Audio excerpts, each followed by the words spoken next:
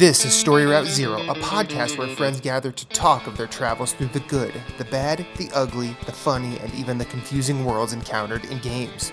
We may not always know where we're going, but that's often half the fun.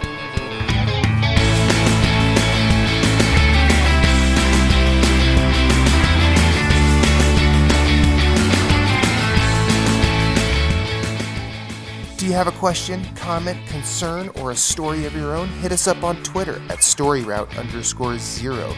You can email us at storyroute0@gmail.com, and you can find everything we do at storyroute0.com. Let's have a journey.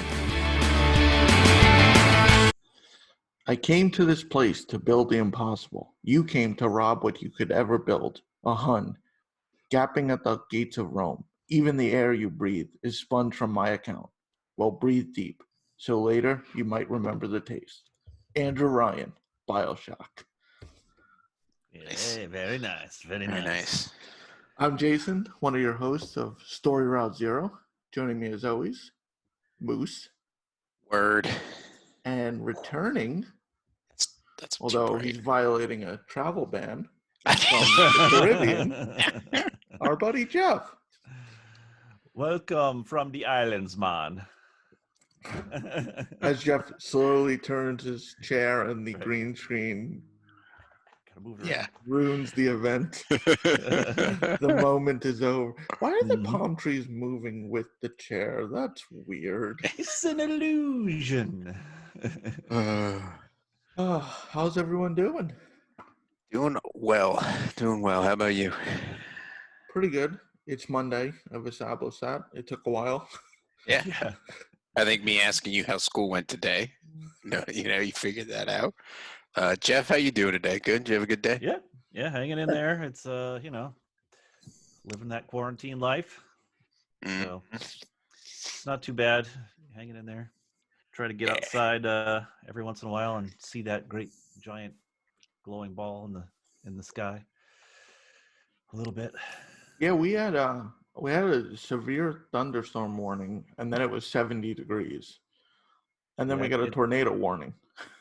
Yeah, it probably zipped right by you, and it wailed into us. We had somebody down the streets, their gutter ripped off their house and started sliding down the middle of the street like a car. It was really... Damn. Yeah, it was crazy here this morning. Just like the wind was I thought the house was going to blow away.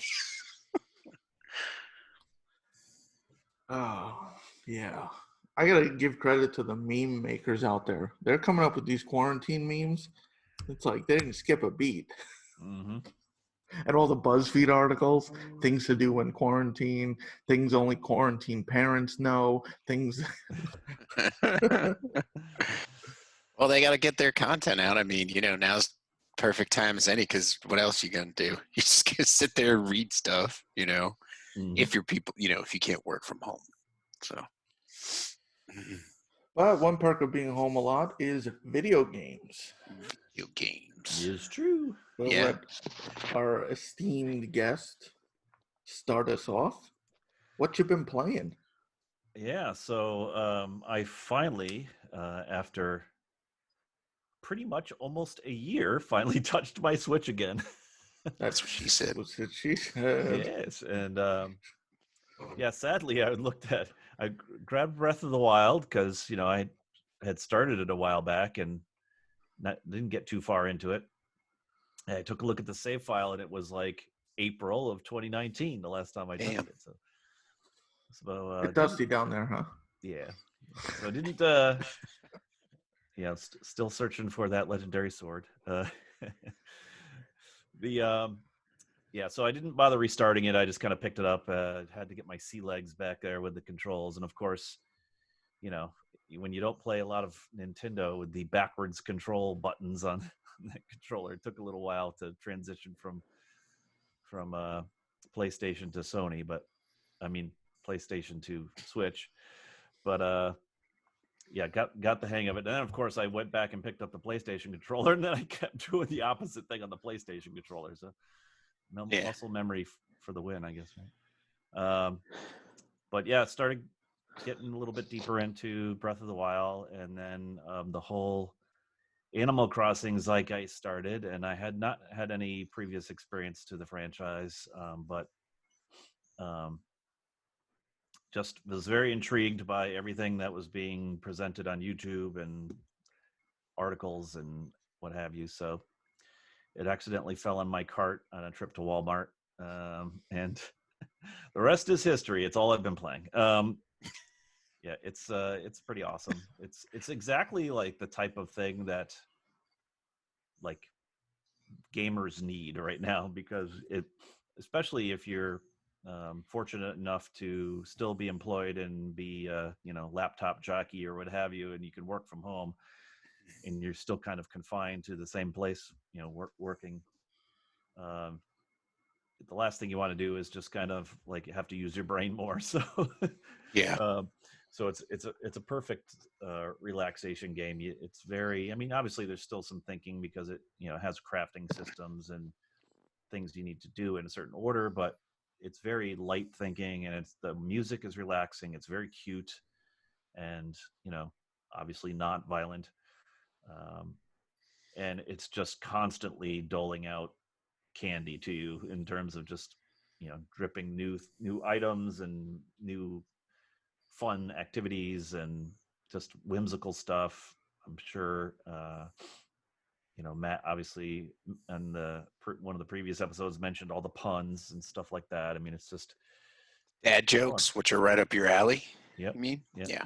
And it's just little surprises here and there. I mean, some of the surprises that have come along so far are things that mean more to Animal Crossing fans, because they're, from what I understand, bringing characters from previous Animal Crossing games back kind of randomly, and there's just little events that happen that you're not expecting. That's pretty cool.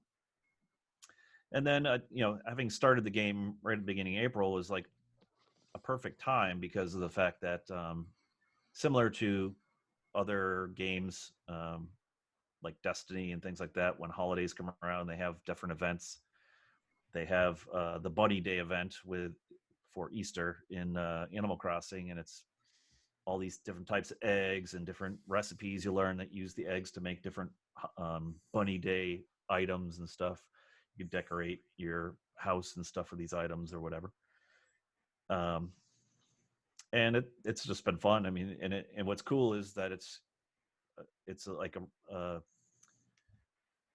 guess giving me a taste of what's to come in terms of different special events. I understand like the next one might be Earth Day. There might be something special going on for Earth Day, but obviously all the major holidays I would expect to have stuff. And as I mentioned before we started recording, the fact that it kind of tracks the local time of where you are. If you play it in the morning, it's morning in the game. I learned today that it actually also tracks the weather. So I feel like it's storming here in the Northeast of the United States today, where I am, and popped open the game tonight, and it's downpouring on my island. So it was pretty cool. So there's always lots of things to discover.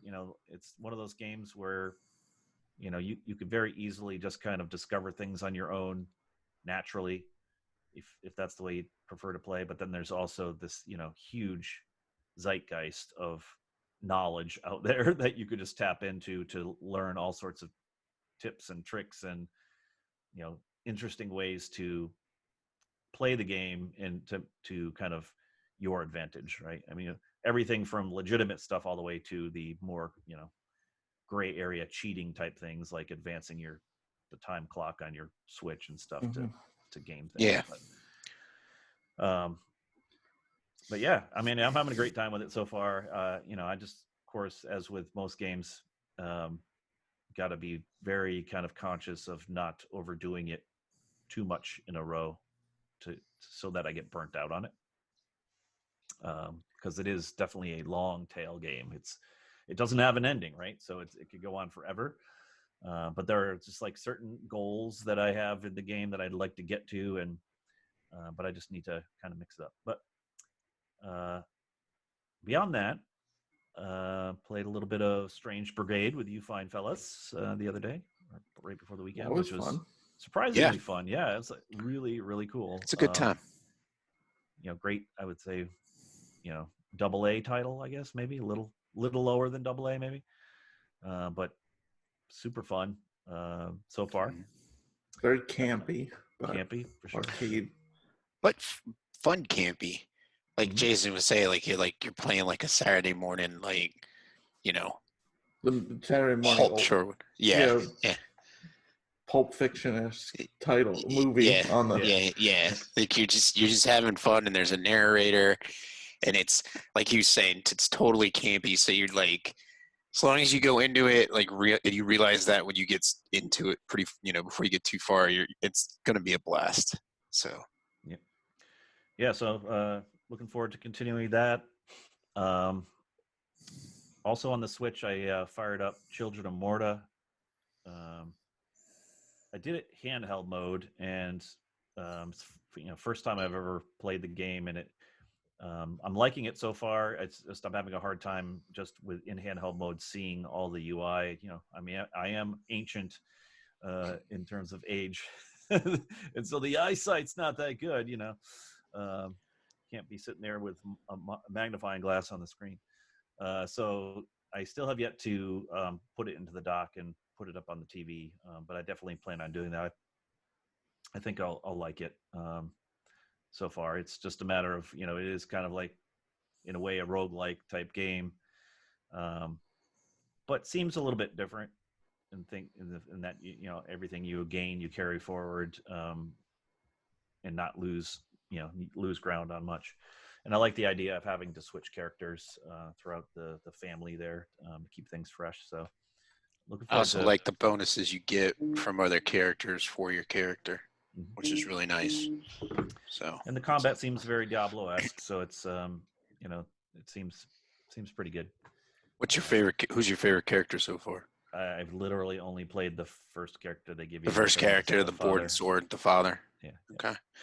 Yeah, I agree with you. With the small text. I'd like to hear what you have to say once you get it on the big screen. You know what I mean? Because that's where I play the PS4, and so that's on my TV. And even then, I'm just like, oh, this text is like, why? Why does it have to be so micro? Like, the average gamer is like over 30, 35. It's like, help us out here. Like text keeps getting smaller and smaller and smaller. It's like, that's not how it should be going. But well, on top of that, it's like even the first, literally, I think even the first sets of little enemies in that little tutorial run through the dungeon are like swarms of tiny bats, and they are so tiny on that screen, and there's a lot of them, so it's like hard to see where they all are and stuff. So it's could be a struggle.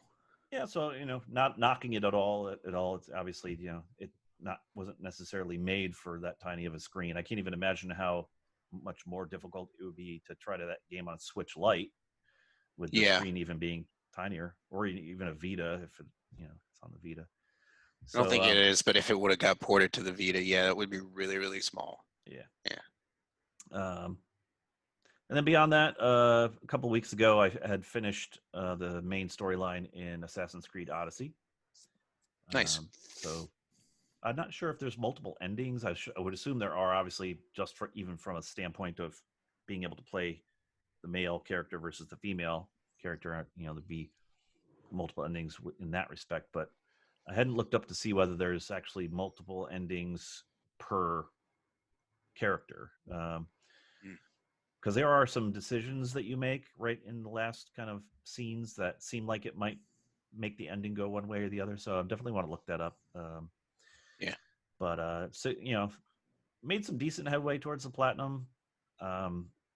Still definitely some significant number of trophies. A little bit grindy for sure. But I'm not in a rush to get it. But I will at some point, I think. Nice. There's still plenty of content. Like I said, I finished the main story, and I'd say probably a good 40% of the map is still uncovered, or covered, I should say. It's still yet to be uncovered. And one of the trophies is uncover the entire map. So I still got to sail the ship around all parts of the ocean and uncover, basically everything that's. How does it compare to Origins for you? Story, I think, is maybe a little bit better. Okay. Gameplay is just as good. I mean, it's a different type of story, right? The first one, you're kind of doing, stuff towards your son, and Yeah. this one is it's still family based, which is interesting. But I it's a hear. little bit, Oh, sorry. Go ahead. I think it's interesting. Is a little bit, maybe it's just half me not paying attention close enough, but you've got Spartans and Athenians, and I wasn't really paying attention to like the colors of the outfits. So from time to time, it was like you had to do something against like a Spartan, like kill a Spartan in a certain way with a heavy weapon. And I'm like, which one am I killing? Like, and I have to like kill somebody and then go into the menu and see if it increase the counter by one, right? Did I kill the right color this time? Yeah, it's also interesting because your character is from Sparta, but then you're doing things for the Athenians in a favorable manner, and then you're doing things for the Spartans in a favorable manner. So it's like you're kind of playing both sides of the fence, which is weird. So it made things a little bit confusing as to like where your character really stood in the grand scheme of things. But fun side quests. Obviously the gameplay loop is repetitive, but not to the point where it just got mind numbing. There's always, just interesting things to do. It definitely had some extra sets of game mechanics. The ship combat still great. And then there's a whole almost like it's not really a nemesis system, but it's a whole set of cultists that you have to kill. And there's a giant screen of all these different headshots. I think there's like 45 or 50 of them. And you don't know who they are. You have to kind of discover who they are through doing missions and uncovering clues. And kind of like Shadow of Mordor. Yeah. And as you uncover the clues, it then slowly reveals who they are, and then you can go kill them. And if you kill them, you get another clue that leads to the next person. Okay. So it's pretty cool. And of course, there's a trophy for killing all the cultists. So it's like, got quite a bit of stuff to do there. And that's not even touching the massive amount of DLC there is for that game, which is just crazy. So yeah. Plenty of game time, such a great value. It's super cheap now too for people who want a deep game to get into. And I'm obviously hoping that I'm long done with it by the time the next one comes out, Vikings or whatever. Yeah, Ragnarok. I think. Not that I would buy it day one, because I would probably wait for deep sale on those types of games anyway. They seem to drop in price pretty quickly. So, although the value's there. Oh yeah, for sure. Yeah. Now I have heard people complain and say Odyssey is not an Assassin's Creed title. I guess more from a lore, because technically it would take place. My history is a bit rusty, but it would take place before the Templars and whatnot. Were there, like, without spoiling? Yeah. Is that kind of true? I think they kind of replaced Templars with the whole cultists thing. So the formula's there, but the whole, what's it called? The Animus and the Animus thing it's missing? You had Animus in the beginning to kick things off. Okay.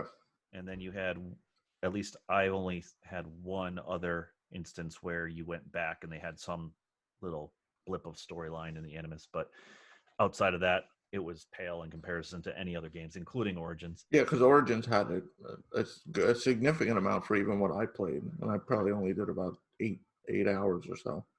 Right. The other weird thing was that the costumes were very, much oriented towards Greek,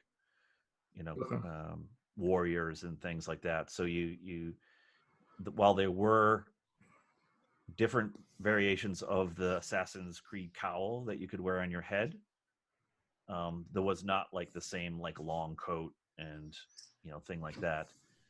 And you would only really use the cowl if you were to do like a certain type of build. Like if you were more of a sneaky assassin and used poison and stuff like that, then you would probably use the cowl. But yeah, it's all like helmets with giant plumes on them and stuff like that.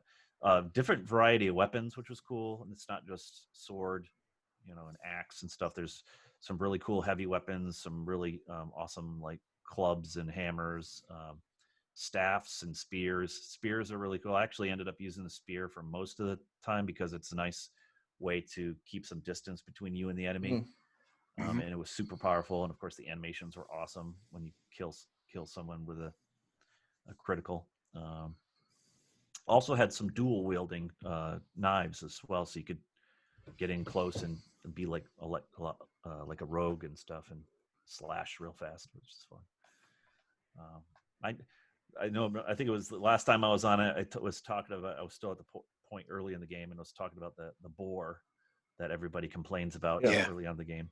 I never did go back and do that side quest, so I really go back and do I need it. to go do that. But I think the level of the boar like continues to follow your progression, so it's not going to be any easier. Other than the fact that I'm much better at the combat now, so there's that, and I have like much more powerful, bow and arrow and abilities and stuff. So, but yeah, so that was a lot. But yeah, I'm very much oriented towards the Switch. I have found a renewed interest, and I'm very excited about playing the Switch now. It's very, I've had the thing for over 2 years now, and I have like 8 physical games and have finished none of them and barely scratched the surface on any of them. In fact, I probably played more Animal Crossing in the last 2 weeks than I have played any of the other games combined. So I got a screen protector, still waiting for that to get here from Amazon. Everything is slow on Amazon these days. I ordered that a week ago and it still hasn't arrived. So, and you said this Satisfy grip, right? Yep, Satisfy Pro Grip is on its way from Chicago. Hopefully that Can't wait to hear about that. I'm excited to hear your impressions of that because I've been really thinking of getting one. Yeah. So. Yep. Yeah, I have not seen one bad review at all. Yeah, and that's the other reason too. Like people are saying, and like even if it does what I just basically wanted to make the right Joy-Con a little bit more enjoyable to hold. And a lot of the reviews, Wolf Den and Beat 'em Ups, they have said that it like helps, like it off shifts the handle so it's not symmetrical, so that your hand comes down a little bit, and it just you're not like cramping to try and like navigate, which is very helpful. So yeah, that'll be exciting. I hope it works out for you, and if it does, and you give it glowing reviews, I will probably order one. Yeah, they actually just they redesigned it. It's there's a version 2, that's the default one. They put all the version 1 grips on clearance, and they've changed the design a little bit. They've changed the angle of the right handle just a slight bit, and then they added these red plastic or rubbery nubs to the backing plate. So when you slide your Switch in, there's just a tad amount of space between the back of the grip and the back of the Switch, so that there's a little airflow behind the Switch, so that the heat dissipation works a little better. Okay. And people said it's a great improvement. And interestingly enough, they also sell a whole bunch of other accessories on there, including cases which will fit your Switch with the grip all in one together, in there. And they have a slim profile case that just fits the grip with the Switch in it in the case, but they have a slightly deeper one that actually has a compartment that goes underneath the Switch when the Switch is in there, that is deep enough to hold a chargeable battery, and they have a slimline L cable to USB to USB Type C, so you can charge your Switch inside the case, which is pretty awesome as well. That's pretty awesome. So I figured, I just got the grip by itself. It comes with 2 additional like rubber nubs that can go over the sticks, which people have said good things about as well. So I figured if I end up liking the grip enough and want to use it all the time when I'm playing portably, then I'll probably end up getting that case as well. Nice. Be able to take it with you, we can finally go back outside. Yeah. For non-essential trips, like where you used to be like, I'm gonna go down to the brewery. Right. Right. Right. Nice. All right, so that's about all we have time for the show today, folks. Thanks for joining. Thank you, everybody. Thank you. That's it. All right, Who's who's next? You want me to go? You know what, Jason? You go ahead. Yeah, I'll go last. Okay. I'll play the hammer here on this one. Go ahead. Okay. So we did play Strange Brigade, which is quite enjoyable. I did, to add, I found it more enjoyable than co-op. I don't know why. Like it just seems, because it feels like a Call of Duty zombie mode, but with breaks, like the way the Yeah. horde. Because it's not like you like two guys enemies and then you like we're talking like 40, 50 every time. Yeah. And then you could kind of refill ammo, buy new ammo. New guns. So I think with others, it felt better. I mean, I only did one mission solo, but I don't know, something about playing co-op just seemed kind of doing the puzzles co-op. Like each of us stood on a different platform. That was fun. Yeah. So obviously played that. Finished the second DLC for Borderlands 3. What do you think of that? I really liked it. I think I liked it better than the first DLC. Okay. Plus, it had one of the best lines at the end. Don't tell us. But I will Jeff say and I have yet to play through it. I will Jeff say tell us to play through the first one. Exactly. I will say the final boss. Well, I was in the party with Moose. I think took like 15 minutes. I mean, I was playing on Mayhem 4, but even then, I was like, "Why is this taking so long?" Yeah. I definitely enjoyed it. And I said to Moose, I think Gearbox does pretty damn good at post-game DLC. Yeah, they're one of the few, I feel, few developers that puts out good DLC. Like a lot of them, you're like, do I want the season pass? Do I not? But like when Gearbox announces a Borderlands game, I'm like, we're getting the season pass. Like, get it, just get it, because we're gonna play the DLC. I think it's also the like Animal Crossing, the events. I think because I still haven't played Spider-Man's DLC. Me either. And I mean, was the DLC good, Jeff? Would you say? Yeah, I mean it's more of the same. I think, like, and it wasn't that much of a delay either. Like, I mean, I beat Spider-Man. I think I platinumed it in the weekend it came out. So it didn't. The DLC came out like a month and a half later. But like, I don't know. I guess because I was playing other things. But I think with Borderlands, there's like they do like different events leading up to it. So I'm still playing. Mm-hmm. And then you throw a DLC in there, and it's like, oh, okay. And there's another event planned next month, and then 2 more DLC. So, but definitely enjoyed this one a little more than the first one. Although I thought the first one was a nice tie-in to Borderlands 2. But there's, like I said, there's events going on, so I'm not done with it. I also, let's see, Strange Brigade Borderlands. I loaded up Twin Breaker on the PS4. It's weird. I think that I got used to it on the Vita. I went through the 24-hour trophy. You have to beat the game in 24 hours. I did that in like 2 hours time on the PS4. Wow. Like, I think because I kind of knew what was going on. Yeah. So, I'll work on the platinum on that one too. But I like once I started, I'm like, shit, I gotta finish this, or I'm gonna have to redo the entire thing in 24 hours. I'm like, I'll just do the whole thing. Yeah. And I picked up Animal Crossing for 3DS though.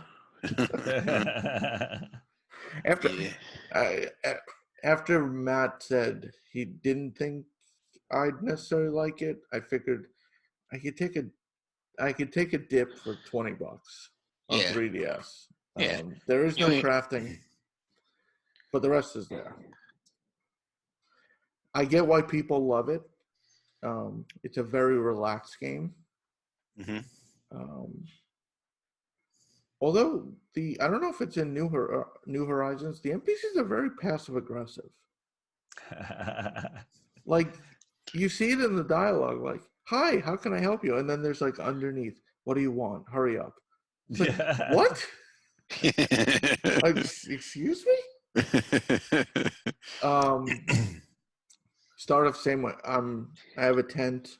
I'm the mayor. I get off the train. They're like, "Welcome the new mayor," and you're like, what?" So like, you said you'd get off the train, and you're the only one to get off the train, and you're like, "Oh, I'm the mayor." And then Tom looks like, "Oh, I can build you a house. It'll cost you 10,000 bells for down payment." "Oh, you don't have? Don't worry. You'll owe me." Shit. I don't know. No. I purchased my house. I got the down payment today. So I think that's the one thing that I'm not going to like. It follows real time. My house will be ready tomorrow.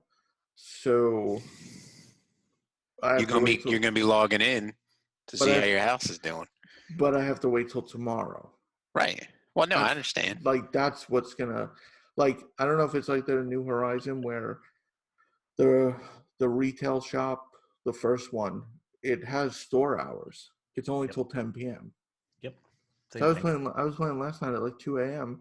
and I wanted to sell. I had full bags and I wanted to sell shit, and it's like, store's closed. It opens at 8 a.m. What the fuck? Yeah, it's I mean, well, I don't know if it has a New Horizon has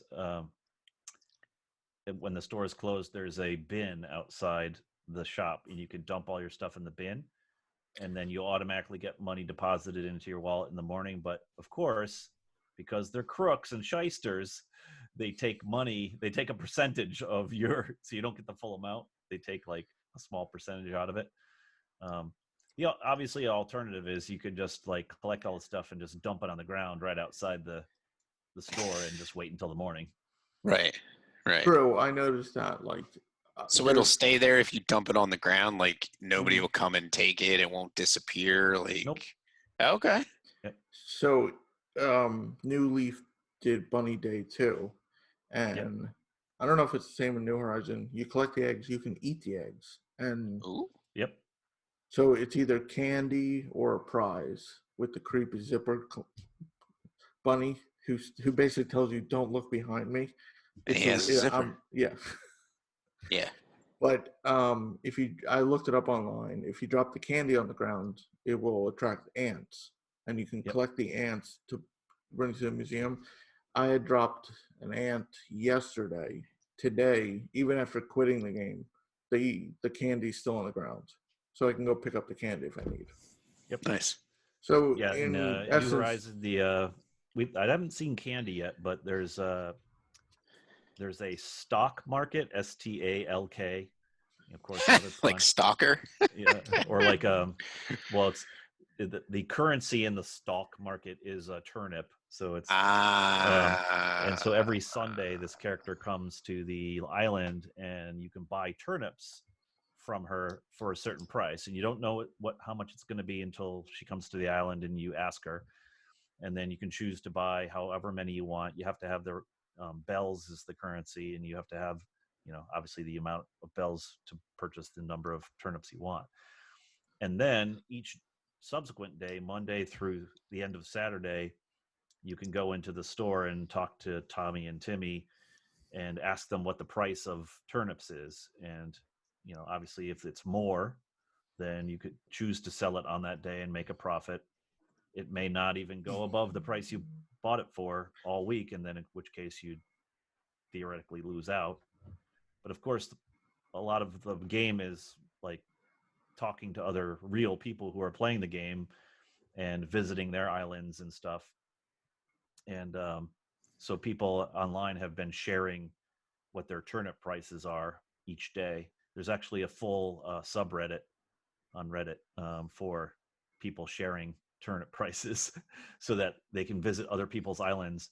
And there's literally like guys who are like opening up their island and just leave it open all day and they'll let you come to their island to sell your turnips for a huge profit, but in exchange you have to like give them something in order to do it. So they're like extorting people for turnip prices. Well, Um, it's not necessarily. Well, I guess it could be extortion, but if you're exchanging something for something, it's not too bad. Like as long as they're not asking for like, we want this gold piece that like, is like forever the rarest thing ever.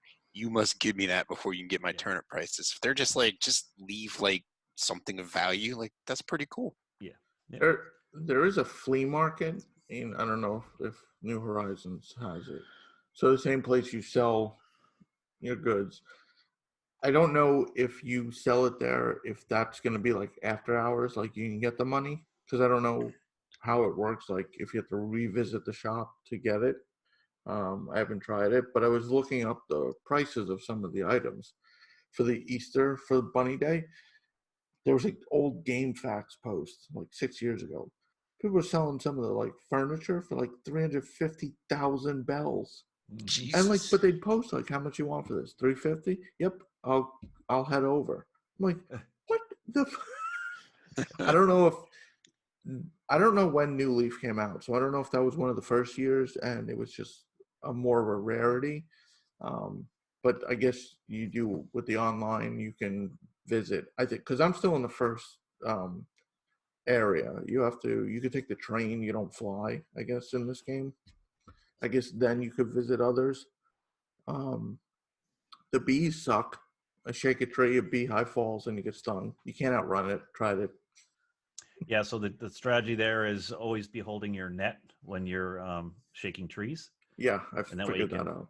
You can swipe it.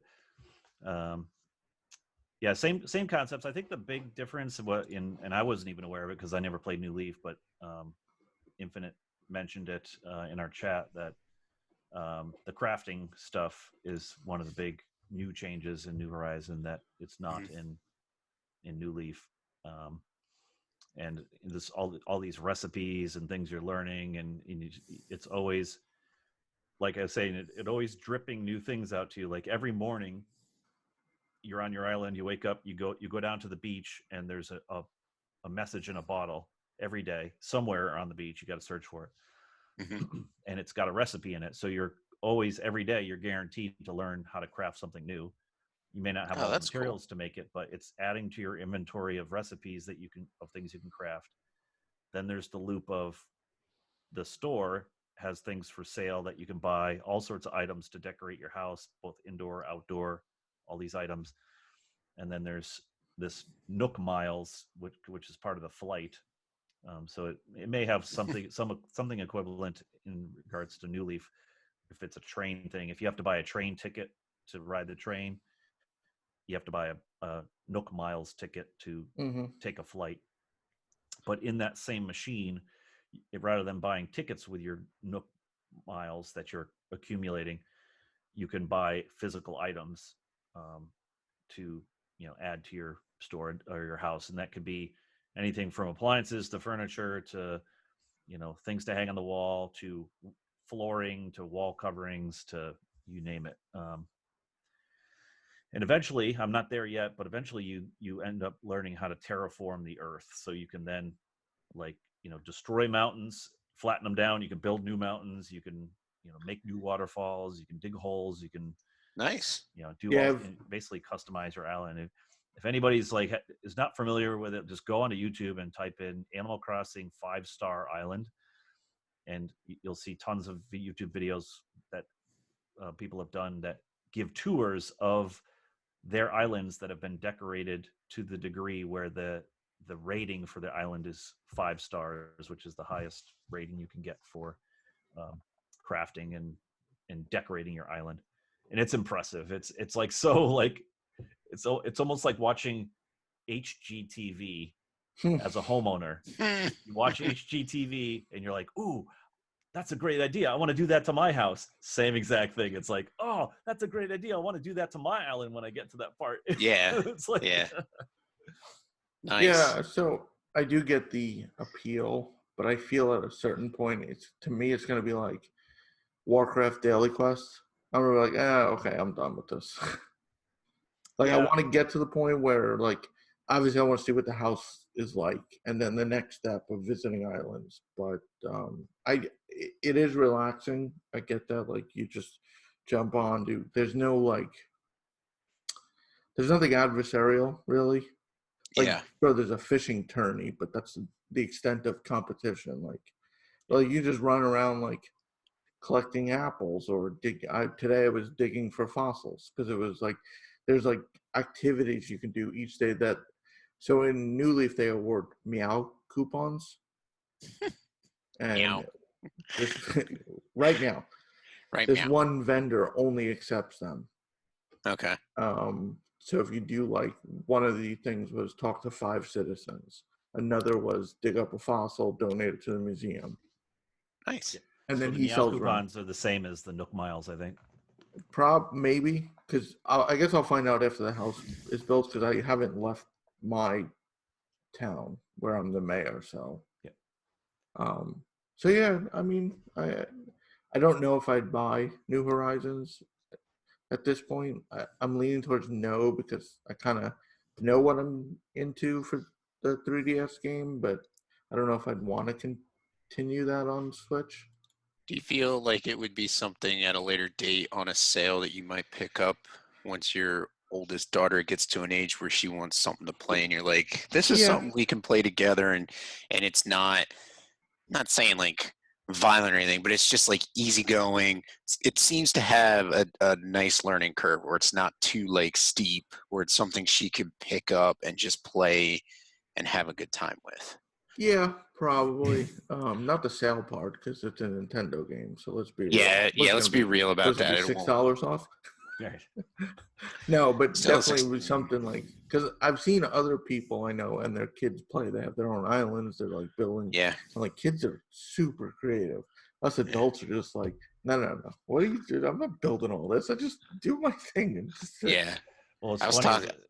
Go ahead, Jeff. So I'm part of the there's another podcast, Married to the Games, and I'm part of their Discord. And there are guys in that Discord where they have literally gone out and bought new Switches and separate copies of the game because their spouses want to play it, their kids want to play it, and it's like, and so a lot of them too, their spouses are getting into it, and their spouses aren't gamers. Yeah. But as soon as they see that, they're like, "Oh, I want to try that," and then they get hooked. And now they can't stop playing it. Well, that's where I was going with that. So I've heard that's pretty much not the only, but the biggest complaint is it's one island or whatever, one per account. That's it. There's one no per Switch. Yeah, one per Switch rather. Yeah. Like your whatever you set up on your Switch, that's it. Nobody else can play unless you're willing to share. But there's no like other save files. There's nothing. Right. Now, I think that's what Infinite's doing is when I visited his island, he brought me to his house, and I'm like, oh, his house looks different. And then we went to a different part of the island, and there was another house with a mailbox in front of it. I'm like, wait a minute, why are there 2 houses? He's like, oh, that's Reba's house. Yeah. And it's like, so you're sharing a Switch then, and so they're both playing the game, but they have to share an island. They have to share responsibility of the fact that they both have to build all the things together. Which it's kind of cool though, if you think about it, that you can actually share the island but not interfere in a way. Like she cannot play again for a month and then go back. And it's not like, continue. oh shit, our crops went to hell. Right, what the fuck are we doing here? You know, like, not that she would just be the crop grower, but you know what I mean? Like, a part of it is not missing. It's just stuff is still going on, and she can come back to it and ease into it when she wants to again. But yeah, so that's interesting. My coworker I was telling you about this morning, who his Switch just showed up today, he bought a Switch so he could have his own Switch and Animal Crossing, and so that him and his fiance could play Animal Crossing. I was talking to Alan yesterday while we were playing one of the games I'll talk about. We were talking about playing games, and he's talking about Angela, his girlfriend. She loves playing Switch. Like, we were playing a game yesterday, and I can hear her in the background, and he just chuckles. He's like, she's just going on and on about Animal Crossing. She's just telling her friend about Animal Crossing and this and that. So he's like, yeah, we were talking about getting another Switch, and I was like, you should tell her. I was like, I was like, you should get the newer Switch and just give her yours, you know. And I was like, that's something you can do. But oh shit, something's going down. Oh, I can see that going past the house. They're coming to get me. But take you away. The good thing, well, the sad thing, it was a fire truck, so no one's coming to get me. But hopefully everything's going all right. They've been going off like crazy lately. I don't know what people are doing in Salisbury, North Carolina. But They're bored inside. Fires happen. They are bored inside. But yeah, like I kind of want to get Animal Crossing, but I'm like kind of resisting. And I know once I bought it, I'll be like, man, I shouldn't have waited this long. I should have just got it. But I'm waiting because I got Resident Evil 3 to play and Final Fantasy 7. So I also tried Tetris Effect in VR. Yes, because you guys picked that up and you were like, is it worth it in VR? And I was like, yes. And Matt was like, yes. Oh, it is so cool in VR. Yeah. It really, and you like lose track because you finish and then the next level starts and it just keeps, it's really cool. I played it outside of VR too, and it's different. It's not your standard Tetris game, but VR is definitely makes it so much better. Jeff, you haven't tried it yet, right? I played the demo. Okay. And then obviously just purchased it. So yeah, I'm looking forward to diving into it and seeing, how it is in a more extended capacity. Well, I was just gonna say, like, isn't it cool how like the level just like builds on itself? Yeah. And then stuff is just like coming in from around you while you're like and I'm like, whoa, this is fucking awesome. My only complaint is when you start, the level's so far away. Yeah, it's kind of hard to see. Yeah. Which is weird. It's like, why wouldn't you just, like, who would play? I guess if you want to experience the backgrounds and everything, but like, even then, it's like, because it's not your standard blocks. Like, I don't know if the demo had it, but like, so you have your standard Tetris blocks, but then the blocks change based on the theme of the level. And some of them aren't easy to see because they blend too well. And you're like, and some of them shift. Like, they don't switch location, but the colors like shift and it causes like a ripple. And you're like, wait, what was that? Oh, okay, there's the block. Yeah. Definitely a lot of fun. And I want to try. I haven't done it yet, but there is a old school Game Boy level, like world, that you can watch, and I want to unlock that and like play that, play in that level and see what it's like. I just haven't done it yet. So there's a trophy for 50 back-to-back Tetrises. Jeez. Like that's. Yeah, I'm not platinuming that game. I mean, I enjoyed what I played of it, and I had a lot of fun playing in VR. But yeah, I'm not gonna play 50 back-to-back games in a row. No, it's 50 back-to-back Tetrises, so you could get 10 I got in you. one level. Yeah, I got you. But you have to do 50 in a row.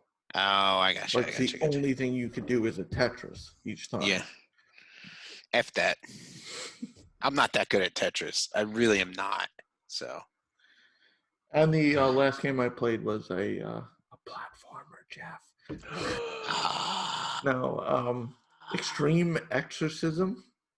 What the heck? That's right. Yeah, we talked about that the other night when Arya picked it for you. I did Russian roulette, basically. I told Arya, all right, tell me to stop, and I just started scrolling. So you're tasked with just killing the head ghost on each stage. The thing is, there's multiple rounds per stage. Each round, the ghost will follow your movements from the previous round. So it's a platformer, but it's in a singular stage. It doesn't move. So if you jump, like go to the right and go to the floor, then when you kill the ghost the next round, the ghost will do that. So it pays off to remember what you did, because then you could like go straight down and use a gun to meet it there and kill it before it kills you. And the whole thing is you have to score a certain amount of points each level to get to the next level. Nice. and you have 3 lives, and there's not just one ghost. Every round gets a few more ghosts, and the weapons randomize where they are. And so it was. I don't remember buying it though. Well, like we said, it was part of PlayStation Plus. No, Or it wasn't. You bought it No, before PlayStation Plus. apparently I bought it. Okay, all right. Because You know, it's I not bought in, it before it was PlayStation it's Plus. not it's not in my Plus library, so I bought it. Okay. I probably saw a platformer, and I'm a sucker for platformers. Yeah. I mean, I'm having fun with it, so I got my Well, then money. that's good. Yeah, that's all that matters, right? You're having fun. No with it. trophies yet. I'm like almost at the end of the game. Apparently, all the trophies are basically they'll just hit at the end. Like you'll beat the game, and then it's like ting ting ting. It's like ting, finish the ting. game, unlock the last level, kill the last boss, kill. It's like, really? Yeah. There's no. Is there a platinum? Yes, but I don't know if Nice. I do it. Okay. It's like kill the last boss without taking damage. It's like, You could do that. I probably You could just do practice. You just got to practice. So. Yeah. Yeah. Awesome. On to you, Moose. I had off last week for my birthday and played a shit ton of Division 2. Like a crazy amount of Division 2. So I started farming to like fine tune my build for how I want to go with the game. And I think I've talked about it before, but like the game has specializations, so it's kind of like your class. So there's a specialization called gunners or gunner, and you basically like your weapon is a minigun, and you just sit there and unload on like obviously the enemies in front of you, and you take less damage because you're considered like a heavy, like the minigun NPCs in the game. And so, but like the awesome thing about it is it has a lot of bonuses to light machine guns, and which is what I use. And then it has this crazy ability. I never liked the pulse. So there's an ability in the game. It's called the pulse, and basically like you send out like a it's like a bat using like a radar. Like set out a pulse, and it tells you where things are, like where the enemies are, and marks them on the map. And then they also take like increased damage if they were hit by the pulse. Well, it's got this. The gunner class has this mod called the Banshee Pulse, and the Banshee Pulse is awesome. So like you basically, it's a cone in front of you, and the longer you hold it, the more focused the cone gets, and then like it stumbles the enemies, and then damage is significantly increased if they are stumbled or staggered. And so you just hit a heavy and just I unload my LMG on them, and they're like dead in like no time. So the build I'm going for, so there's a gun in the game called the Pestilence, and this LMG is freaking awesome. It's 100 rounds, but I have it like with so I'm using the True Patriot gear, which increases my ammo capacity and my magazine size, so it goes to 130 bullets. But the gun stacks. Each time you land a bullet on the target, it does a stack of 100% damage ticking to that enemy over 10 seconds, and you can stack it up to 40 times. So you can basically like just shoot some dude, duck behind cover, reload your weapon, and the guy's dead before you're even finished reloading your weapon. And so when you stack that, and then when they die, the pestilence jumps to somebody within 25 feet of them and continues the ticking. And so like you're just like melting enemies like crazy. And then you couple that. So the True Patriot skill is you rotate 3 debuffs on the enemies, and if they have all 3, when they explode, they cause damage equal to their health and their armor. So like these guys, it's just like you're just watching fireworks go off and just like the pestilence jump from person to person, and it's freaking awesome. And so seems very out of place. Like it seems more like a Borderlands weapon. Like probably. I think they nerfed it. They just put an update out that nerfed the tick. So like the tick is not it's I think it might be either a longer time or something. I'd have to go back and read the patch notes, but they kind of like quote unquote nerfed it a little bit. But so then basically I was playing, me and Matt were playing, we were trying to do, so when you beat warlords, you get like this new thing in the game. And so we were going out, we were doing the manhunts, and I did the first one without him, and so he was going to be playing. He was like, dude, he's like, I get paid to play video games tomorrow. You want to play video games? I was like, sure, let's play Division 2. So we were working on the first manhunt with him. Then we worked on the second one and finished it. And so we were playing a lot and helping him move through that. And then I got a friend of mine who I play Division 2 with, who I just picked up the Pestilence not too long ago. And then we started farming the gear to make my gear like better, to fine tune it. And so not only do I have like the Pestilence and the True Patriot gear, I've got a chest piece that anytime my armor is depleted, every like me myself, I get an instant 80% boost of my armor repaired like instantly, and it has a 45-second cooldown. And not only is that for me, that's for everybody around me. So everybody I'm running with in the group, like Jason, if you and I were playing and your armor went down to nothing, your armor would instantly pop back up to 80%, and then you're on your own cooldown. So it's like the cooldown's not like, if you use it, it doesn't burn my saving grace. Like it's just the cooldown is specific to each person in the group. It's freaking insane. Like I could just run around and just like practically like never die. But so I'm playing on hard and I'm soloing missions, like just like burning through them in like no time. And so me and this guy I play with, we bumped it up to challenging, and we're like running missions, and like there's like a new league thing going on where they time how fast you do missions. And we're not beating the times, but we're getting really freaking close. Like usually like a mission's like 30 minutes to 40 minutes, and we're doing them in like 15 to 20. So Yep.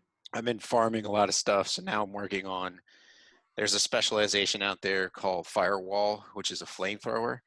And I think that's going to be my other build that I roll. So basically you get a flamethrower, and then so like each specialization has like a specialty quote unquote unlock for a skill. And so the specialty unlock for the flame wall is you have a shield. And so there's a shield in the game. Jeff, you were using it. It was the one that, it's like, oh, if you want to level solo the fastest, use the shield skill. Well, the perk from the firewall is when you use the shield, you can use either your primary or your secondary weapon while the shield is out. Whereas in like with the original shield, it's just you can only use like a pistol or like the primary weapon or something like that. You could use all your main heavy weapons. So and then you could also use the flamethrower. So you basically become a walking flame turret. Yep. And it's just insanity. Like it looks like it'd be a lot of fun to play that. So I'm looking forward to like switching from. It's like with the LMG, I'm mainly like mid-range to close range. I'm looking forward to like switching to that shield build and just being up close and personal and just like melting faces. But right now, I think next week, so not today's Monday, so not tomorrow, but the next Tuesday is when the next manhunt drops. And so I'll probably try and do that. But I played a little bit today to unlock some of the stuff for because like the specializations work in a way where like if you buy the year one pass, you get all the specializations that came out for free. You don't have to like do what's called the field proficiencies to unlock them. Yeah. Well, I think I was talking to Alan yesterday about it. We were playing yesterday, and I'm kind of glad I didn't get the year one pass because it's more fun doing the levels. So like each level, you have 5 levels, and on the 5th level, you'll get the specialization, but like you have 5 things you have to do in each level. Like one might be like, kill 5 enemies while you're on fire, kill 5 enemies under a status effect, complete this mission, without dying. There was one where, for the gunner where I had to kill the main boss of a mission without using an armor kit. you know, and if you do that, it counts and it ticks, and then you get a reward, and then you just move on to the next level. And I was like, this is a lot of fun. But he screwed himself because, so like when you buy Warlords, you get an auto boost to level 30, but you're already level 30, and I think are you in World Tier 5, Jeff? I think you are. Yeah, I Maybe think so. 4 or 5. Yeah. Yeah. It's not that hard to get into 5. We got him we got him from level 22 into World Tier 5 in like 3 hours. Not even. Yesterday, like we played for a bunch and just power leveled him. And but there's a boost you could do with the game where if you buy Warlords, you can instantly boost a character to level 30, so you can go right to the DLC, but it locks you out of trophies. And he didn't know that when he was like clicking through all the buttons to play. And then he was like, wait, I'm locked out of trophies. So he had to start a whole new character, play from 1 to 30, and then you have to go into the world tiers and go from World Tier 1 to 5, which we got him to, and now he can go play the DLC. But so been having a lot of fun with Division 2. It's just sometimes I'm like, I gotta stop. I gotta stop. The guy I run with, so Bloodborne. yeah. Well, I streamed Bloodborne Sunday, you know, last Sunday, and then I think I might have played it Monday or Tuesday. I was playing it Monday while I was watching a stream, but I was just farming stuff, so I wasn't really like paying attention to the game. But anyways, the guy I play with, so I was talking to Matt because Matt was like, yo, we should see if he wants to do the raid so we can get the raid trophy. And I'm like, I don't think you understand. And he's like, what do you mean? And I'm like, okay, like this is how I can explain it to you. We play Dark Souls. He's like, yeah, and I'm like, he's the guy that does Soul Level 1, New Game +7, no hit. Like that's him. Like he's annoyed if you like die.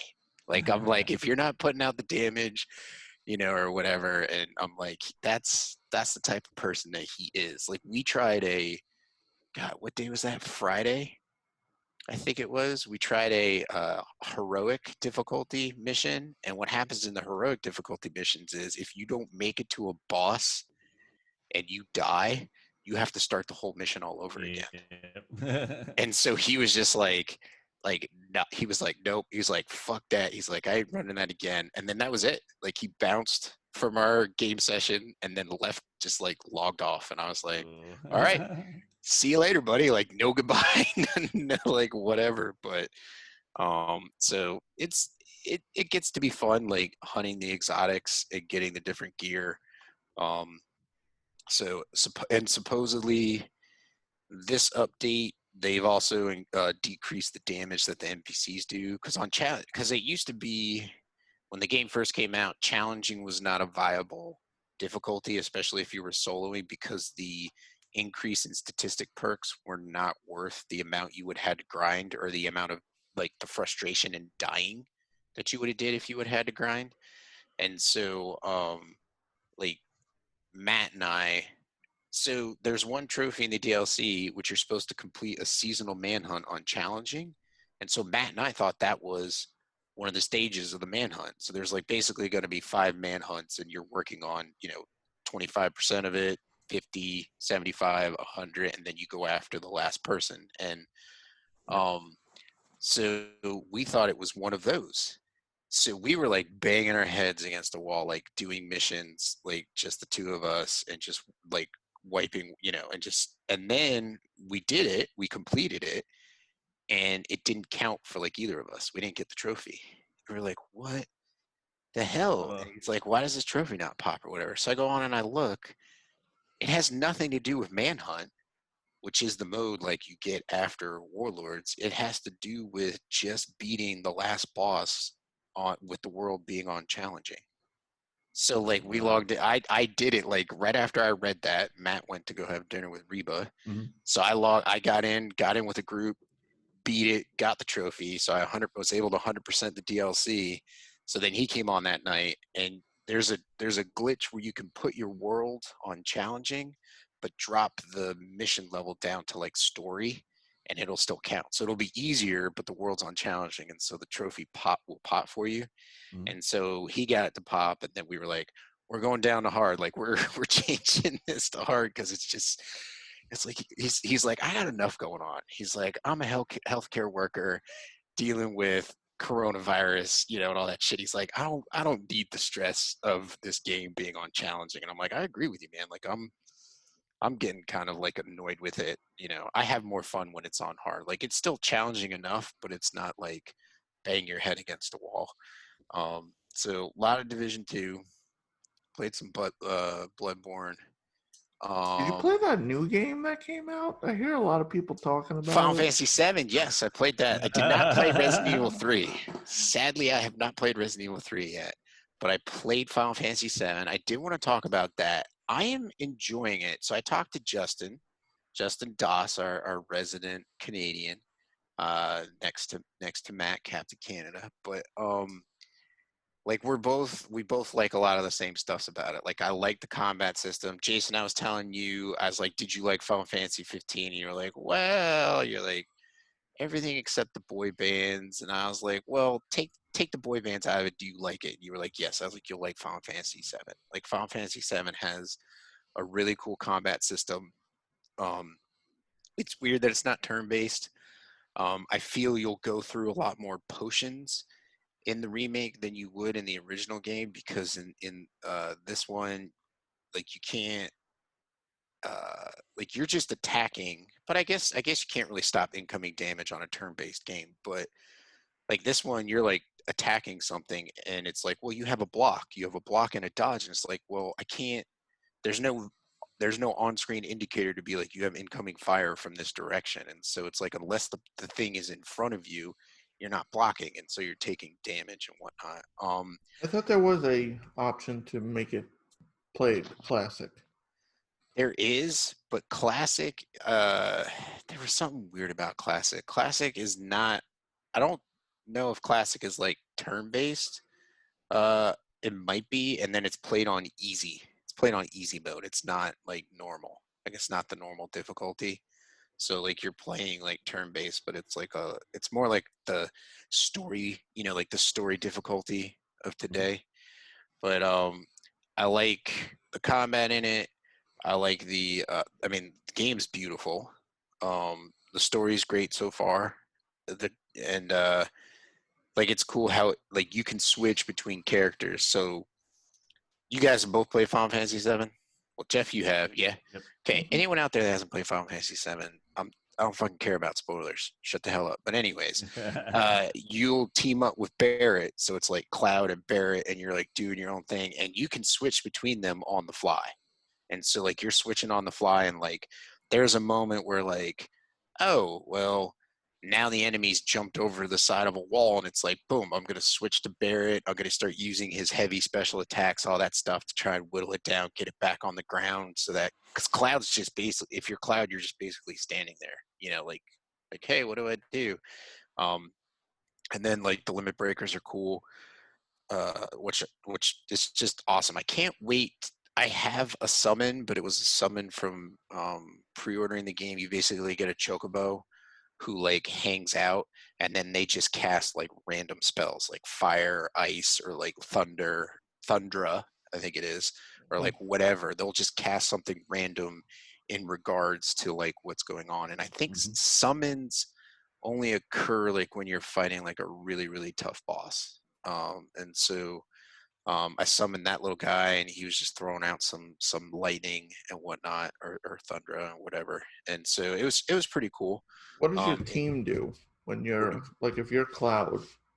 Barrett's still shooting and attacking, But but he's like just auto. It's just basically yeah, auto he's attack? kind of like, yeah, he's kind of autoing, but like you can bounce to him, and then like everything's like going, like you're sitting there, and like I'm attacking, he's attacking. I can, if I bounce to Barrett to be like do the strong attack, to bounce back to Cloud to keep doing what I'm doing, like Cloud will just be sitting there swinging, and he might like do like his own attack, like he might do a strong attack or like whatever, like a spell or something like that. Will he do enough damage? Like, if you were to leave Barrett alone, will he kill anything?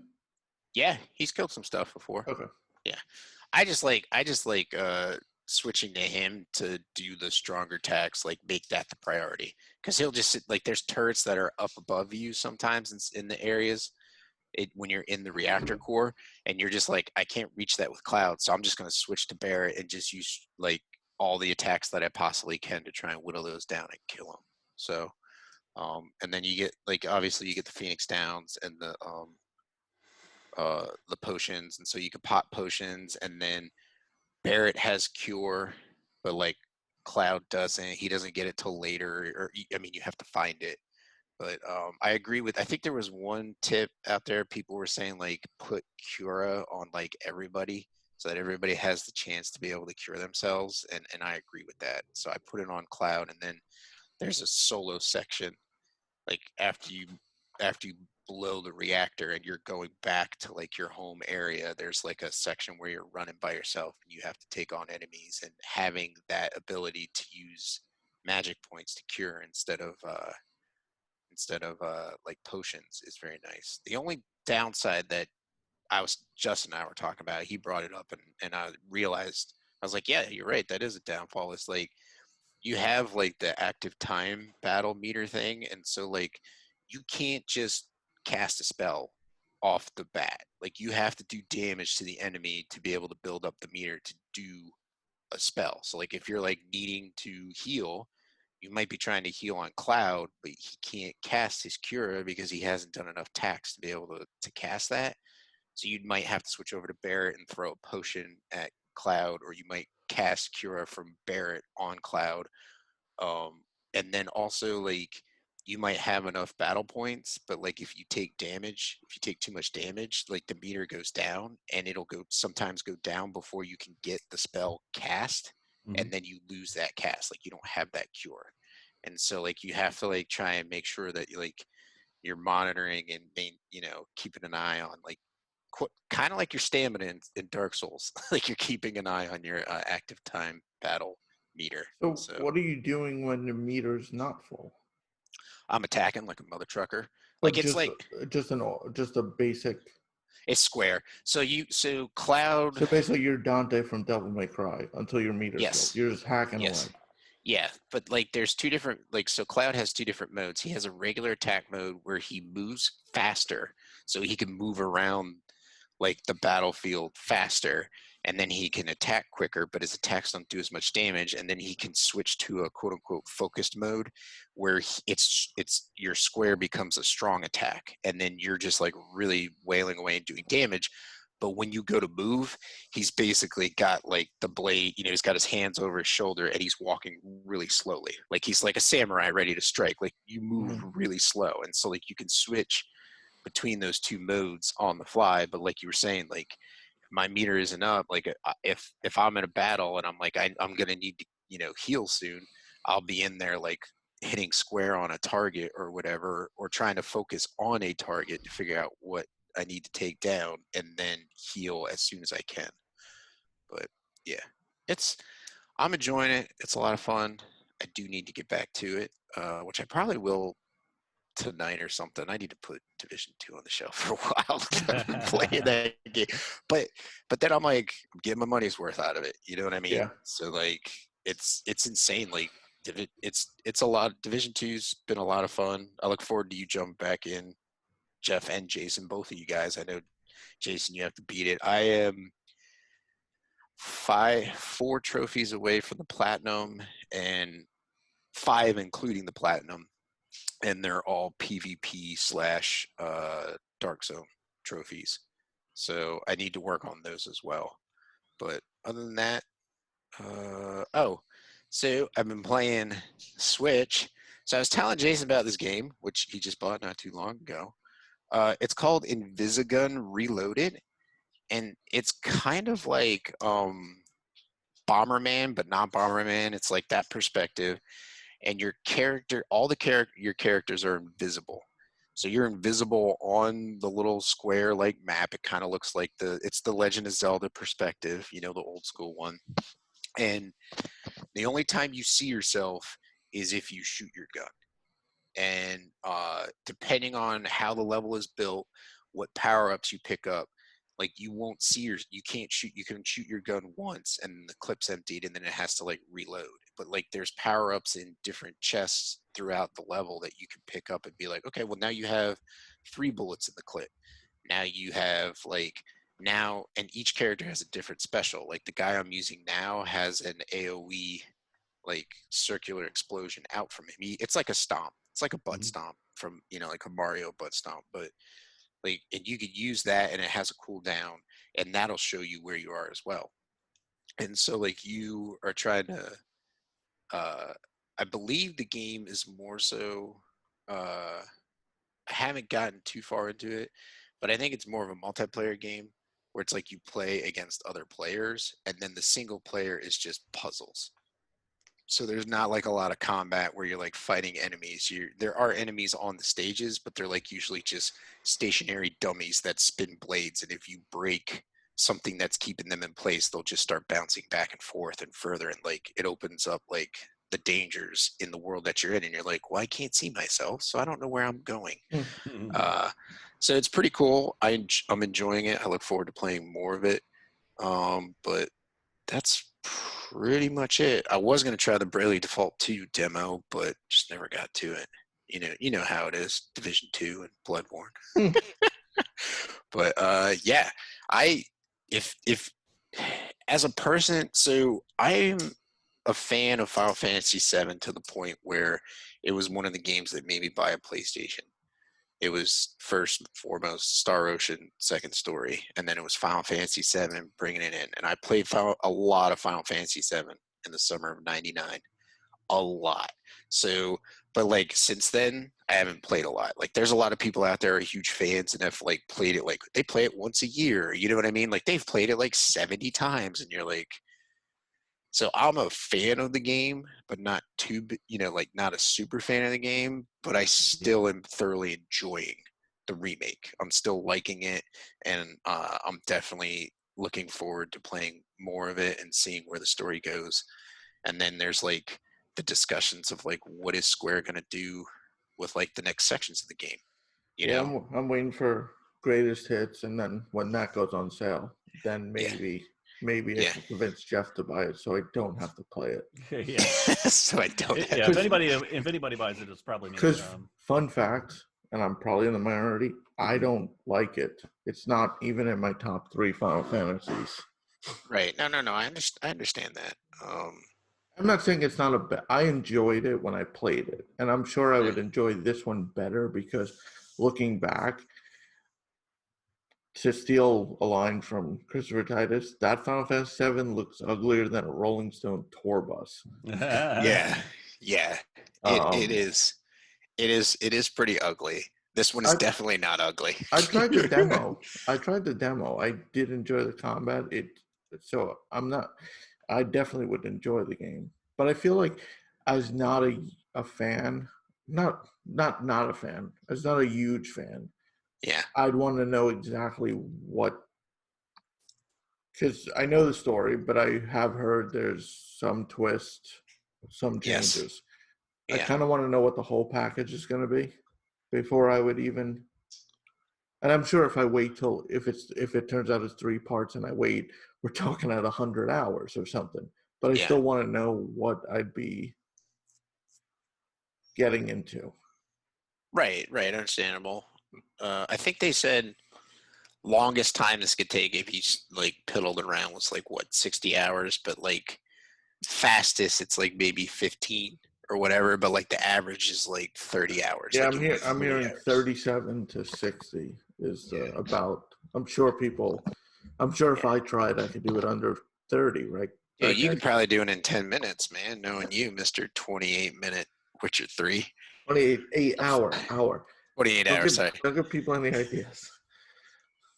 That's like somebody in a Discord was asking us today. They're like, if you had $1 million and you could buy a game, he was like, The Witcher 3, God of War, and Horizon Zero Dawn are on sale. He's like, what would you buy?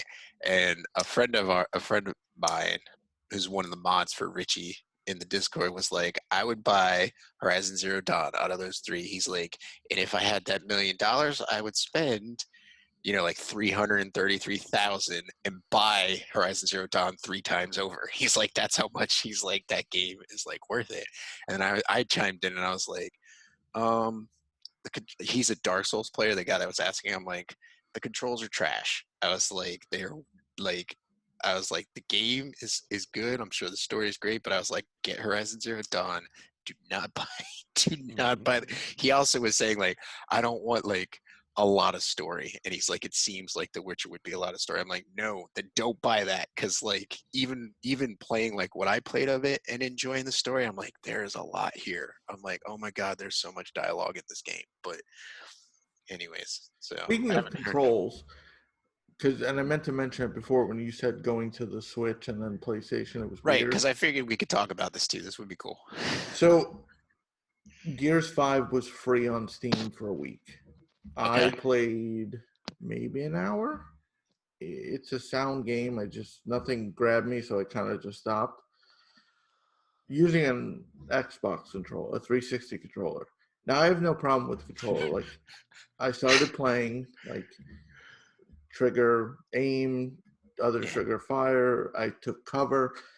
What was weird to me, and I've done this on Switch, I'm fine because generally button layouts, unless it's something weird, there's one triggers aim, one triggers, and jump is the same. Yeah. When it says on screen to push a button, I'm so confused. I'm like someone who's never played video games. It's like, I'm like, what? What button? Like, I look at it like it's like press A, hold A. I'm like, what? A? What? I mean, obviously years of PlayStation, like Square. I know where Square is, and even though it's the same button on the 360, just calling it the different label, I'm like, what? Isn't it like, it's like Y is the top. So it's X is square. Okay, X is square, Y is triangle, B is Circle. B, circle. And Yeah. A is your confirm. X Is cross. Yeah. And it's just so weird. I'm like looking like, Yeah. like, I have no issues with how the controller handles. I think it's fine. Yeah. But I'm not a big, like, people are I think it's fine. It's same thing. I mean, we're not talking Nintendo 64 where you need 3 hands. You could always just buy the dongle to use your DualShock on the PC. I have the Steam controller too. That's right. You were saying you picked that up for like dirt cheap, didn't you? When they had like their stupid sale. I paid more on the shipping. Yeah, I remember because it was like. What did I buy? I bought I think it came. It was this weird thing. If you buy, I think it was that game Icy. Okay. The side scroll, the platformer. It's like a Mega Man-esque. Yeah. If you buy that, you got the controller for $2. Yeah. Or something nuts. But this controller, it's the same thing. X, Y, A, B. And maybe it's just playing PlayStation so long. But it's weird because I've even played Borderlands on my Steam account.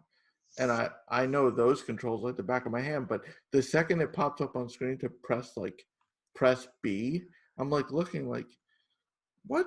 Where's B? Yeah. Like, it's so weird how that happens. Yeah, like your brain's just like, wait, what? Like, I don't know what's going on here. Yeah. Like Jeff was saying with like going from Nintendo to Sony, and you're like the button layouts. Like, yeah, it drives you crazy. I find a lot even now on Nintendo, my biggest thing is confirm and cancel. I'm constantly canceling when I mean to confirm. Yeah, because isn't confirm A, which is circle, and cancel is B. Like B is to back out. Yeah, which is normally X in circle. Yeah. Like generally the bottom button is the confirm X. Yeah. It's like, and then you have to put which is circle, and you're like, wait, what? Yeah. So I wanted to ask you a question as a Borderlands fan, and I know you like your Switch because you can play it mobily. Are you or portably, I should say, mobily? But are you looking forward to the I like that? I'm gonna play it mobily. The Borderlands collection coming to Switch. Oh yeah. Like, I'll replay it. Yeah, I mean, that just like, I mean, to have that to be able to be on. Well, that would be the lock-in for me to get the Satisfy docking station that Jeff's getting. Because if it works for him, and I would pick up, I would not be able to play that mobily, like, or I mean, on Mobily. portably, because like the freaking analog stick, the right analog stick is just like, it's trash, such trash. But I thought when you were talking about the controls, you were going to talk about how Nintendo now, like everybody's, like you were saying, everybody's like, give us folders, and instead of doing that, they give us the ability to switch controls, which I mean is still nice. Yeah, but- no, because we were talking before the show. There's a new firmware. By the time you read this, you'll definitely have downloaded it, unless you pull a Jeff and don't pick it up for 2 years. You could remap all the controls, but I guess the highlight was you can switch the two Joy-Cons. Yeah. Which was weird too, because like when I read further, it's like you can remap everything, which obviously that's a game changer because there's some like you can make the camera a different button, which that's kind of cool in a way because the camera's on the left. I'm looking at it now. Yeah, so it's kind of interesting. But we were saying how I knew a guy who switched hands when playing the original Mortal Kombat in the arcade. But it's like, why would you ever switch the Joy-Cons? It just seems weird to do that. Well, I mean, like my whole discussion, I don't like playing Legend of Zelda on the Switch not docked because that right analog stick is the Joy-Con is just like so, like it's so far down, like you're cramped. So like if I can switch it to where the camera is the left one, or just switch the Joy-Cons, like it'd be a lot easier to play with. I guess because I have tiny hands, I don't care. Probably, man. Like I've never experienced like there's some game like I found playing Splatoon with an actual controller, I did better because I think it's one of those. If you've been playing games long enough, you do like a racing game, you start tilting and like you play a shooter and I feel holding the Switch, obviously it's a little different than like you're holding a Switch and you start moving around like, oops, broken Switch. But it would be interesting. I'm curious to see like, I used to always look at that when I played Warcraft, different key bindings people did. And it was always interesting to me. So I'd be curious what people switch the Joy-Cons for. Like I'm trying to think of games where I would want to do that, but yeah, interesting. Unless you made the right Joy-Con the left and the left Joy-Con the directional, so you did everything on the left side and didn't use the Joy-Con, the stick. Yeah, you could do that. I don't know. It'd be interesting to see what people do with that, now that they have that instead of being able to put their stuff in folders. You could screw with friends. Grab their Switch when they're not looking, switch the Joy-Cons. Oh, Jesus. Oh, yeah, that's right, because it doesn't require a password to unlock it. Yeah. But. Yeah, so you mentioned earlier, Moose, Resident Evil 3. I know you and I were in a party when you were playing through the demo.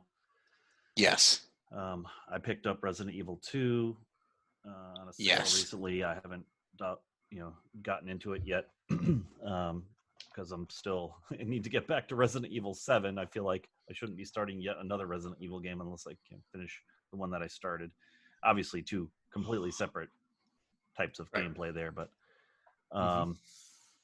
and now I see recently in the news that there's some rumors that they're already starting to work on a Resident Evil 4 remaster. So now I feel more compelled now. I'm like, wow, geez, man, with owning 2, everybody's raving about how great 3 is, and now they're working on 4, which is supposed to be like the best, the pinnacle of ever.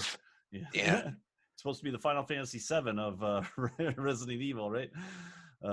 There's also there was, I don't know if you saw the reports, but there was also reports where Resident Evil 8 is in production, and it's supposed to be more like 7. So it's supposed to be like first person. Well, Yeah, it's supposed to be first person like 7, but more like 4 with the inventory and the way Yeah. the game plays out. And I think they said 4, the remake of 4, which I mean, I'm fine with that. Remake 4, like in the engine and make it look better and handle better. I heard 2022 they were saying they might be able to release it. So I mean, that would give you plenty of time to get through 7 and 2 and 3. You I know. think people were upset about 4 being remade because it's not as old. Yeah, but Because there's a 4 available on PS4. see, well, that was going to be my other point I wanted to bring up before we finish this. Is like, would people want 5 and 6 remade? You know, because like five was it was 5 the 5 co-op one? I thought 6 was the co-op one. Or no. 5 is the co-op one that takes place in Africa, which people were like, this is way more action-y than it is survival horror. But people enjoyed it because it had the co-op. And then 6 just completely went off the rails. That's when the series like went off the rails and they were able to bring it back with 7. And so like hopefully if they do those two, they just do them in like a bundle. Be like, here's 5 and 6 remade, you know? Like 4, I think they could just upgrade the graphics in 5 and 6 and call it a day. You know what I mean? Like drop it into the remake engine that they used for 2 and 3 and eventually 4, and then just call it a day and not have to like remake it, like put the effort in that they did for like 2, 3, and eventually 4, which they're going to be putting out, you know? So. Yeah, I was like, maybe I'll just start from the beginning. So I looked, I own 0. Right, which is the prequel, like So we were talking. So I downloaded 0. I own 1, and Right. Jeff just bought 2. So I was like, maybe if I get through those 3, then I'll get 3, and then either I could play the 4 that's out, or they'll have a remake. And I think it's Code Veronica after 4. Code Veronica is my favorite, and I played that on Dreamcast. But is that? I can't remember if that's That was after. No. Before 4? That was in between 3 and 4. That was Okay. the game after 3 because it was on Dreamcast and 4 came out in like 2000. I don't know. Like Code Veronica was like early 2000s, and then mid 2000s was 4 on the GameCube. Because I think 4 was the first one to take place not in Raccoon City. I believe you are correct. Yes. It's you're Chris, and you have to go to Spain. Yeah. But that's when it got. No, I thought you were. I thought you were Leon. Leon, you might be Yeah. Leon. Yeah, you're Leon in 4. And so it's like the Las Plagas, the like parasite thing. Yeah, so like you're doing that, and I'm interested in playing 0, Resident Evil 0, doing the prequel. Yeah, so I think that would be. I don't cool. think I played 0. I've never played it either. Like I think that was a GameCube, supposed to be a GameCube exclusive as well, and then that came out on other platforms. Then there's Revelations, and there's like. But I thought Revelations was more like, is that actiony? I thought that was more like a Telltale version. Oh, it is. It is actiony. Okay. I thought that was more like the Telltale like style version of the series. I think Resident Evil's turning into like a comic book. You start reading one, and then it's like, oh, here's a spin-off. Oh, here's another spin-off. Here's a spin-off to the spin-off. Yeah, yeah. You're just like, what is going on? And then they start remaking different ones. Like, oh, we just came out with 7. Now we're gonna remake 2, and then 3. It's like, wait, what? And now we're coming out with 8. I think Code Veronica is a PS2 game on PS4. It is. Yes. Yeah. I figured if I play through 0, 1, and 2, which I have access to, then we make a decision on buying. You have access to 7 as well. Yes. Yeah. So. Like 7 in VR on it. I wouldn't even play that if you paid me. Yeah, 7's been fun so far. I mean, I'm nervous as hell playing it every single time because I'm just like, right. You'd play it in VR and stream that shit. So like we were talking about that, Jeff, when we were in the party, and I'm like, I am not as anxious playing Resident Evil 3 as I was Resident Evil 2. You know what I'm saying? And I think it's just because I don't think the Nemesis is as um what you call it, like he's not as frightening as Mr. X is. You know what I Well, mean? Because he's big, he's bulky, and like you can kind of dodge him if you want. But like Mr. X is kind of like just like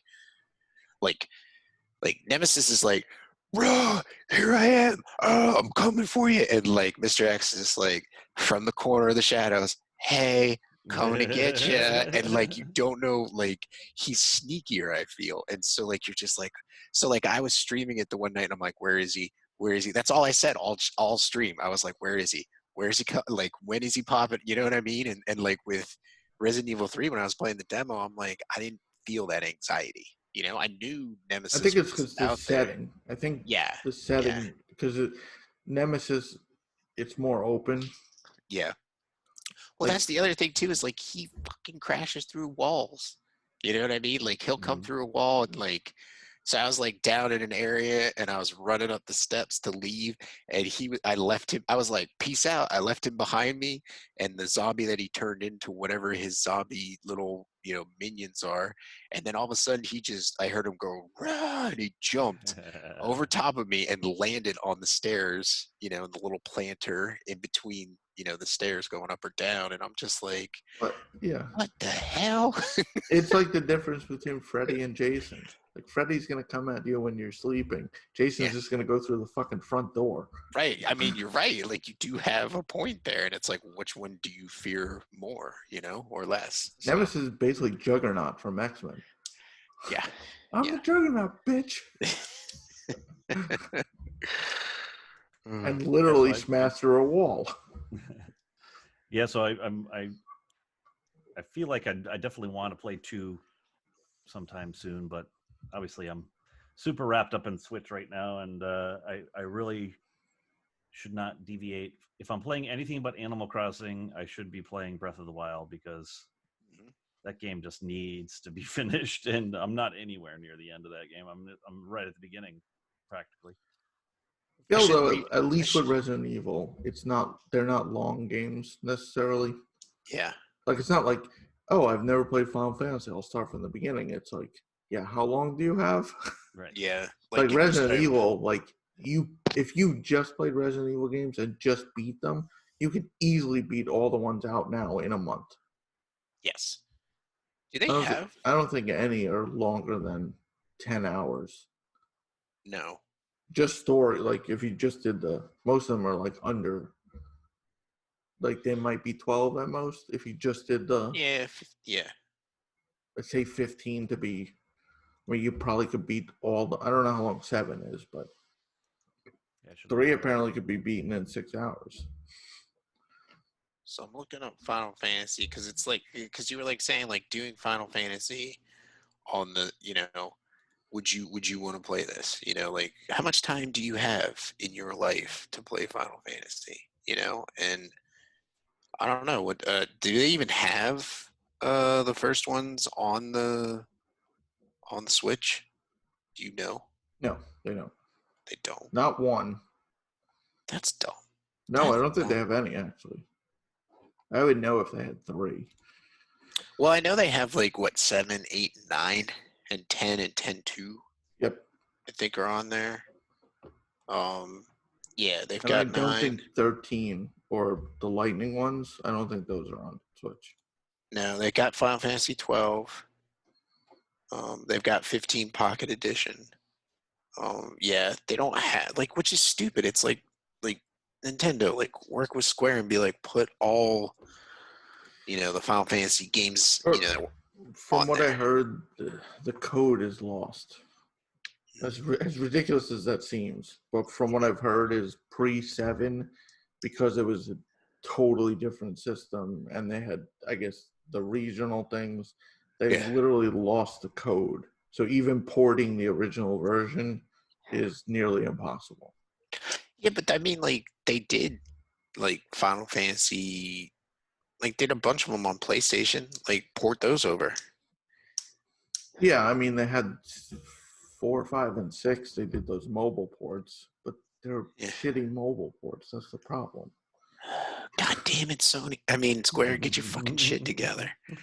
But Jeff, I'll have to send you that video on getting the good weapons in Breath of the Wild again, just so it helps make your life a little bit easier. Because it does. Like, so I was on my second playthrough and did that cheat, or not cheat, but like exploit, and it was like, holy cow, this just makes it. Because that's the one thing I hate in that game is durability. The durability is like makes me despise that game because like you can't find a favorite weapon because everything will just break and you're just like, well, that sucks. Like I can't continue to use this. And so hopefully in Breath of the Wild 2 they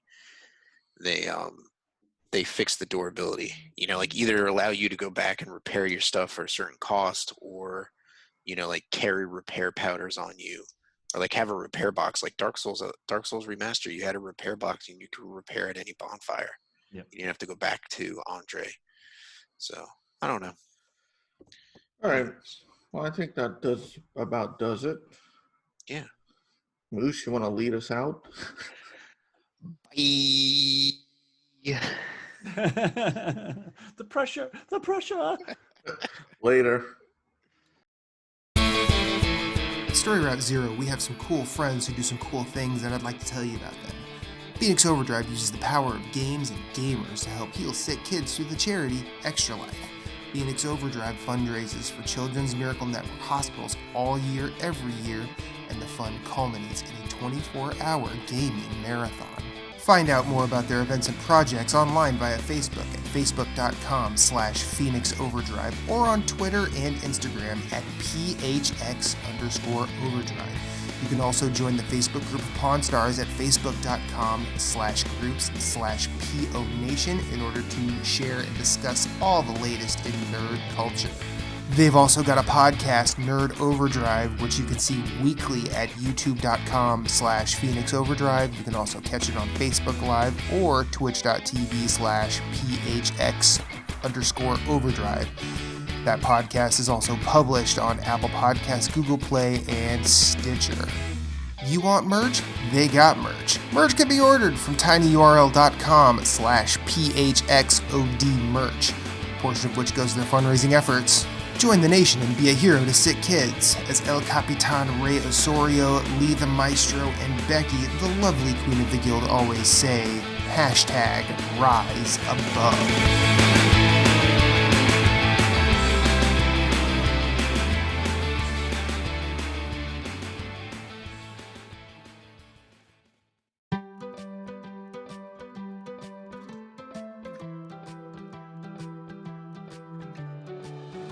This has been an episode of Story Route Zero.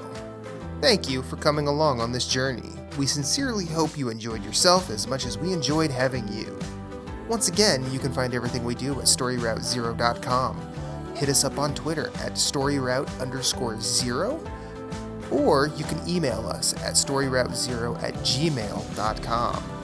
If you'd like to hit us up individually anywhere, you can find Moose at Sven, that's SVHENN, everywhere on social media. That's PSN, that's Twitter, that's Instagram. You can also find him on Twitch, streaming games. You can find Jason Marshall at GimpyJ, with 2 Y's at the end. That's Twitter, that's Instagram, that's Twitch, and he also has a website called whereisthepausebutton.com. Captain Canada is the only Story Route Zero exclusive. He's the only one you can only find right here on the show. As for me, I'm Infinite_Rewind everywhere I'd like to be. That's Twitter, that's Instagram, that's PSN, and Twitch. I also have my own website, InfiniteRewind.com, where I do all sorts of weird writing and rambling. Check us out at all the places. And remember, you are always welcome, and you will always have a seat waiting for you on this ride. But for now, it's back to the real world for us. We will see you on the next one.